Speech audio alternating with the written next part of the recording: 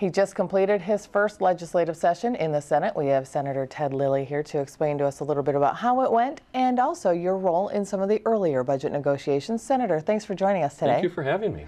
And I think I'm almost done with our session. I was going to say, it doesn't feel like we're done. I was going to say we're just about technically done with your first session here. So first of all, give me your impressions of what's gone on thus far, starting in January and taking us to right now. Yes. Well, obviously, there's a new group of legislators that are here. In the Senate, there are 67 senators. 24 of them are new, 21 are Republicans, 3 Democrats. And all of us have a different perspective. We're less of the typical politician. We're business leaders, teachers. One of us, after session, was in the military and went and did his service. He's back now. So we're just average, everyday people that got elected because we had a passion about making a difference in how government delivers its services. And so what did you think of your first session? Well, it was an incredible learning experience. Learned a lot about the politics of how the Senate runs, how the legislature runs, and how the pieces fit together. I think we spent an awful lot of time talking about the issues from all the different sides. And then in the end, a lot of what we did got vetoed. There were a number of my bills that did not get vetoed, that actually were passed. In fact, the first bill that the governor signed was my bill, and it was a small jobs bill dealing with lead-based paint. But that was the first bill, as it happened, that he did sign. But being on the Jobs Committee, Jobs and Economic Growth, I'm on the Transportation Committee, and I'm on the State Government and Veterans Affairs Committees. Were you able to achieve some of the things you mentioned, your bills being signed? Were you able to achieve a majority of what you set out to do, or did the bigger picture allow you or make you put some of those things on the back burner? I think we did a lot of work towards achieving those goals, and our goals really were looking at what was happening in our economy, talking with people as I was meeting them at their doors. They were talking about jobs. They were talking about how do we grow this economy? How do we put people back to work? They were worried about their neighbors that were going through foreclosure, or they knew someone that was unemployed. And how do we get this economy rolling again? So a lot of what we were focusing on was how do we actually achieve that, and what role does government have in this process, and what role is the private sector?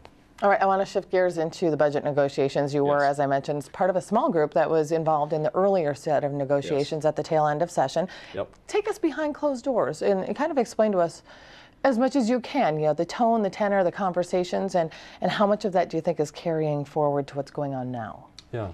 The initial negotiations were a little bit challenging because it felt like the legislature offered the governor a package of bills, a package of budget bills early on. They were posted in a format that hasn't been used before, but the purpose of that was trying to give the governor and the public the opportunity to have feedback.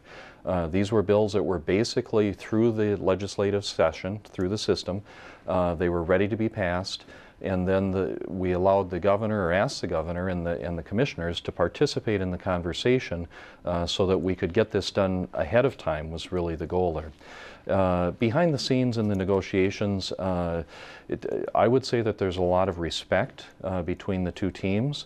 It's very personal. I respect the governor. I think the governor is very committed to his principles. Both sides are. In fact, we joked about if we were more of the political, normal type people, you could go in a back room, smoke a cigar, and finish this. But we're both doing this based on our principles, and that really challenges us to complete this task. I'm sorry, go ahead. I was just going to interject because it was a great lead-in into my next question. You talk about principles. So your caucus, of course, remains firm to this day on no tax increases. Right. In your opinion, is a government shutdown a better option than holding to that principle? Yeah. Well, again, I go back to our basic core function of government and trying to create jobs. And our concern is that if we raise the tax rate in Minnesota, that people will leave the state, that those job creators will leave the state. I talked with a local dentist who's looking at buying a new business in the state of Minnesota, but he's waiting to see what's going to happen with this legislative session. He's looking at Wisconsin, at the Dakotas, at Iowa also to purchase a dental practice there. So it depends a lot what's happening here, and a lot of people are watching this. So I think it is incredibly important, this process that we're going through with the governor. And yes, I think it is very important to the future of the state that we not raise taxes on the wealthiest folks. Where do the wealthy live? The wealthy live wherever they want to. So they will choose to live someplace else. As I was knocking on doors in my community, I found that about a third of the people in the wealthier neighborhoods aren't able to vote here because they don't live here anymore. But they still want to have a home because they like the quality of life here. So that is one of the challenges that we face.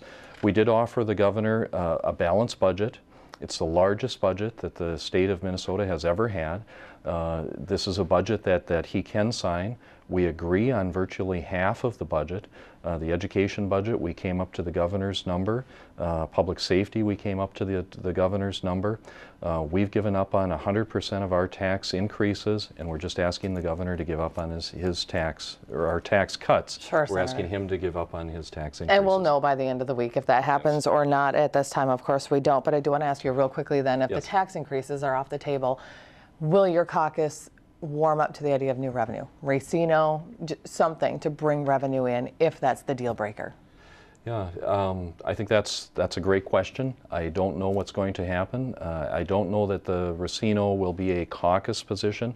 I think that will be a legislative position. If that is something that happens, it'll be because Democrats and Republicans decided that this is important, and there will be Democrats and Republicans that will vote against it also. Okay, Senator, we appreciate your time. Thanks for coming in today. Thank you so much. Appreciate it.